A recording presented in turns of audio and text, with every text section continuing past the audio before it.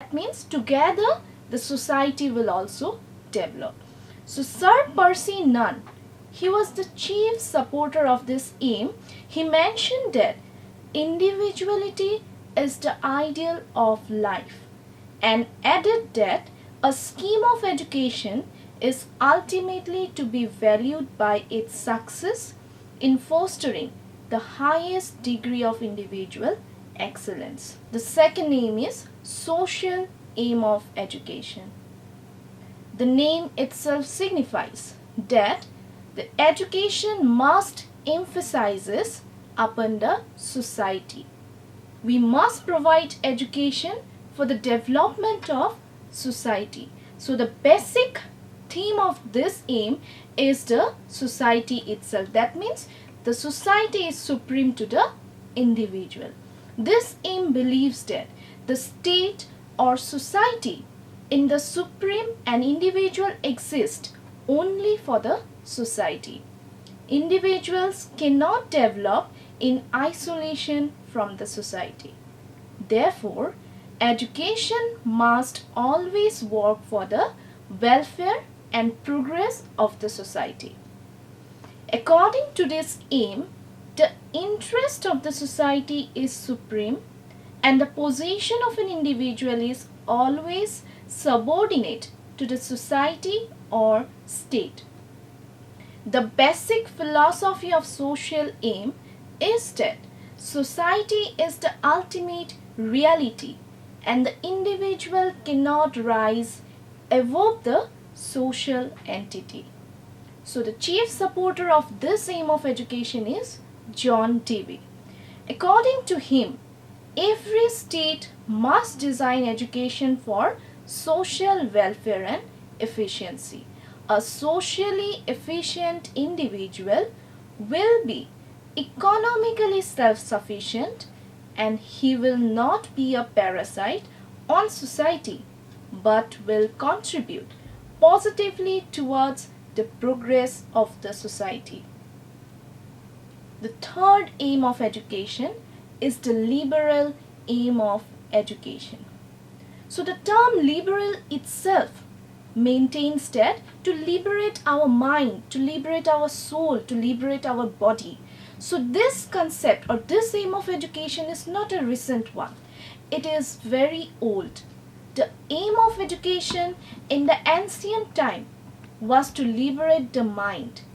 That's why the subjects, the provisions were made in the ancient time to include the subjects like philosophy, logic, geometry, fine arts, etc. in their curriculum. The supporters of the liberal aim believe that man is considered to be far superior to animals because of his certain cognitive abilities such as thinking, reasoning, problem solving, etc.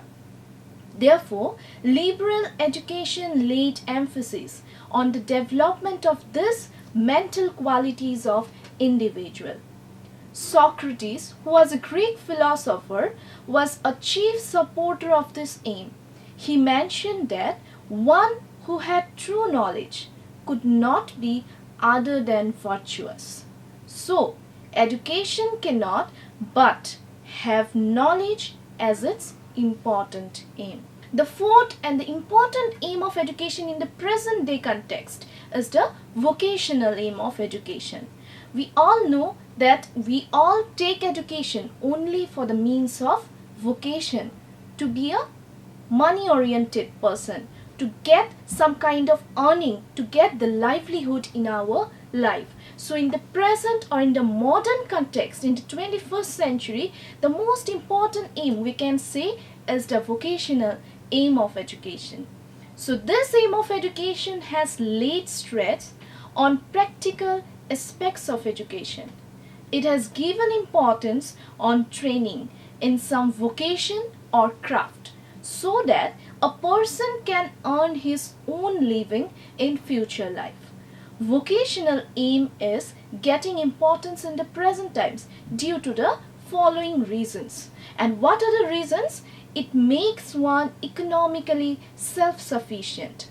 Secondly, It strikes a balance between economic and individual progress. It prepares students for a useful life and useful occupation. Thirdly, it is essential to bridge the gap between the upper and the lower classes of the society. And finally, it develops the concept of dignity of labor among the students. The fifth aim of education is the harmonious development aim. So now what is the harmonious development aim? What it means? It means developing the psychophysical and moral qualities of an individual in a balanced and harmonious way. We know that a child inherits the faculties of body, mind, and soul. So it is the education which should establish a harmony between these three aspects or the aspects of development for emergence of an ideal personality. That means the establishment of harmony between the body, mind and soul must be made with the help of education to build up an ideal personality in every child. Here the Mahatma Gandhi also lays emphasis on harmonious development when he says, by education I mean all round drawing out of the best in child and mind, body, mind and spirit. Thus, this aim of education believes in the development of all innate powers and capabilities of the child in a harmonious way in order to produce a well balanced person.